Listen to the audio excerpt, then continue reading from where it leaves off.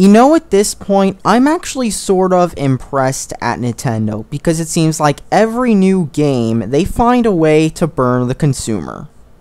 And it seems that this time, the new way of burning consumers is by shipping games with content artificially locked away for a set period of time. Case in point number 1 is Splatoon.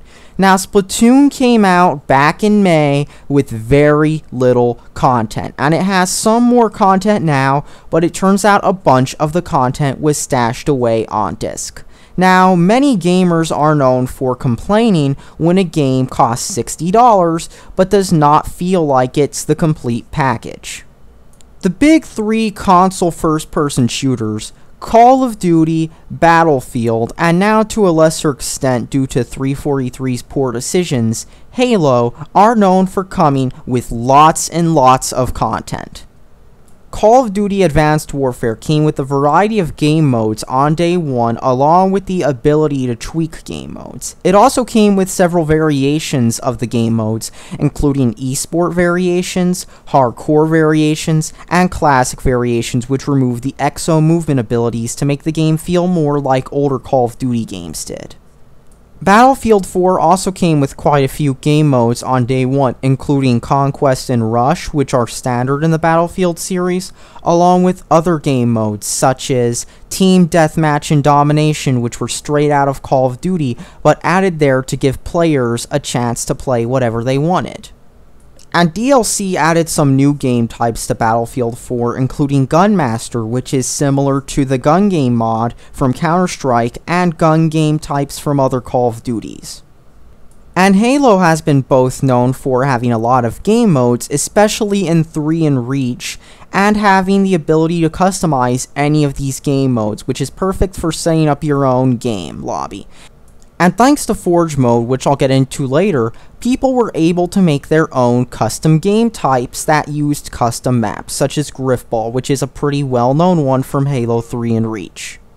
And on the flip side, you have Splatoon, which launched with very little content. And when game reviewers actually first got their hands on the game, they assumed that the game was really shipping with this little content, and it did.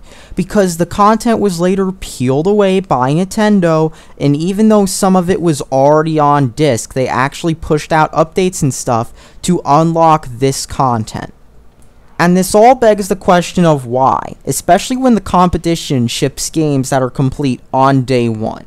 It makes you wonder why Nintendo is locking this content away artificially for no reason. It's not like you have to do any sort of work to unlock it, nor do you have to pay money to unlock it. It's just there on the disc, locked away until Nintendo says so. There is really no excuse or explanation for this, and it is just an absolutely boneheaded decision by Nintendo.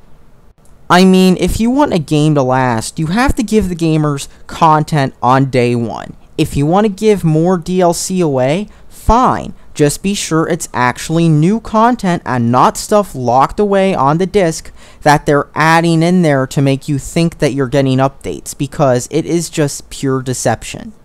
I mean, there's a difference between a free-to-play game which gets regular updates or a pay game that gets regular updates and Splatoon, because Splatoon has this content either locked away or unfinished in the case of parties and stuff.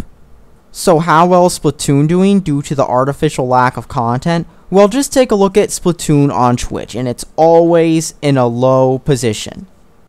I'm talking on Twitch, it's about as big as something like Call of Duty Ghosts is. And anybody knows that Call of Duty Ghosts is probably one of the worst Call of Duties and is an absolute train wreck of epic proportions.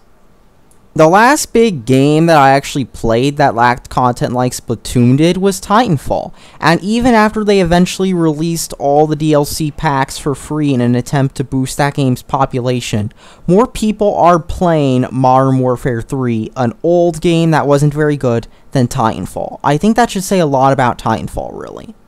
However, Splatoon is not the first time Nintendo is artificially locking content away in their video games. You see, Nintendo is doing it again with Super Mario Maker. Now, first Super Mario Maker's competitions such as Halo 3's Forge, and of course editors such as Lunar Magic, usually let you do everything on day 1.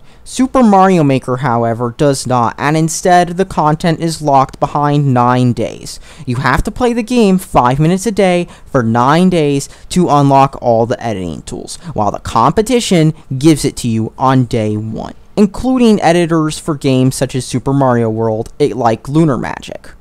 Nintendo is going to be artificially hurting the community for Super Mario Maker, as when you lock away features, gamers have a tendency to just go elsewhere. Here's a good example of this: Halo 2 for the PC.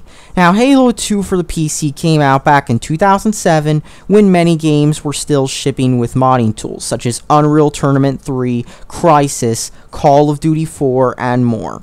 And Halo 2 for the PC had artificially crippled mod tools that did not allow you to do many things that the original Halo's modding tools let you do. And eventually modders just went back to the original Halo once they found out that Halo 2's modding tools on the PC were crippled, as, keep in mind, this was when games still had plenty of modding tools available.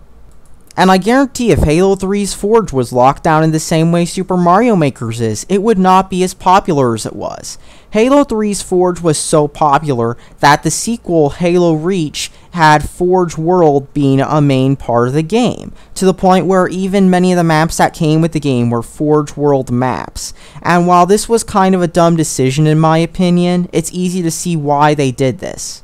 Forge became a big part of Halo 3, to the point where you'd have lots of people hosting custom games with paired game types and maps. For example, Trash Compactor was a pretty big one, along with all the Fat Kid ones where you had to run away from the one zombie that's trying to kill you, and if you got killed, you'd have to wait until the next person was the zombie. Stuff like that, those were big on Halo 3, and if Nintendo artificially hurts their community for Mario Maker, Nintendo has no chance of replacing all the ROM hacks.